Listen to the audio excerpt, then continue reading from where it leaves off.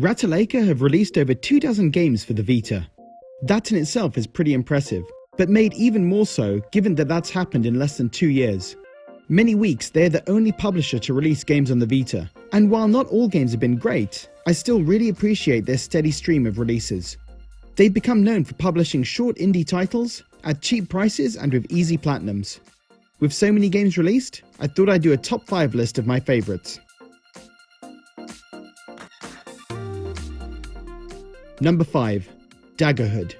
Dagger Hood is a super tough platformer where you use your throwing knife not just as a weapon, but also as a means to travel by teleporting to where your knife is.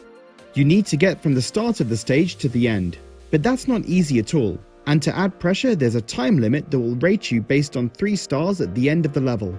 I've got 0 stars for most levels, by the way. There's 5 pieces of treasure to collect, and a fairy to find that will disappear if you don't reach her in time. It's probably the most challenging game I've played of Ratalaika's library, and even though I know I'll never get 3 stars on all the levels, I've enjoyed playing it. Devious Dungeon 2. Devious Dungeon 2 plays exactly like the first game. You enter a stage, you need to find a key and then head to the door to exit the level. Along the way you need to kill enemies and collect gold to help you buy weapons and armor. The gameplay was the best aspect of Devious Dungeon 1, and that's the same for the sequel.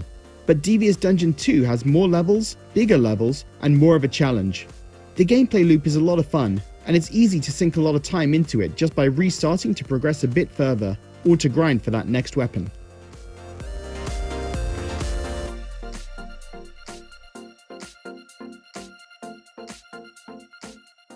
Number 3. I Am the Hero. I really enjoy old school beat 'em ups. There's something so satisfying about being a tough street fighter, taking on a horde of bad guys, and taking them down with just punches and kicks. Nearly everything about I Am a Hero clicked with me, from the gameplay to the pixel graphics and the soundtrack. It's not perfect, but it's a lot of fun to play.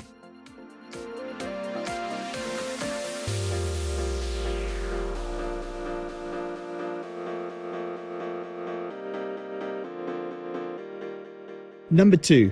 MettaGal. MettaGal is a shameless clone of the Mega Man games, but it's also a really well-made clone. The gameplay feels perfect. It's well designed with good controls, challenging levels, gorgeous art, and a really good soundtrack. It's well worth the cheap price tag for 3 hours of entertainment.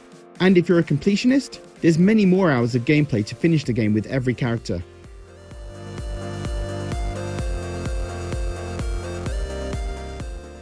Number 1. Super Destron DX. I struggled to decide to pick this or MettaGal for number 1. MettaGal is a bigger game with more to do, but Super Destron DX is just so easy to play and fun. I became so addicted to this game when I first played it. The fun gameplay loop of racking up a high score in this arcade shooter had me totally hooked. It's not a particularly complex game, but it's a great game to play in short bursts, and it's so easy to lose track of time restarting again and again, trying to improve your score on the leaderboard. It's a game I still go back to now and again when I have a few minutes of gameplay time to spare, and I'm still enjoying it months later. So guys, what's your favourite game from Ratalaika? Leave a comment below, and as always, thanks for watching.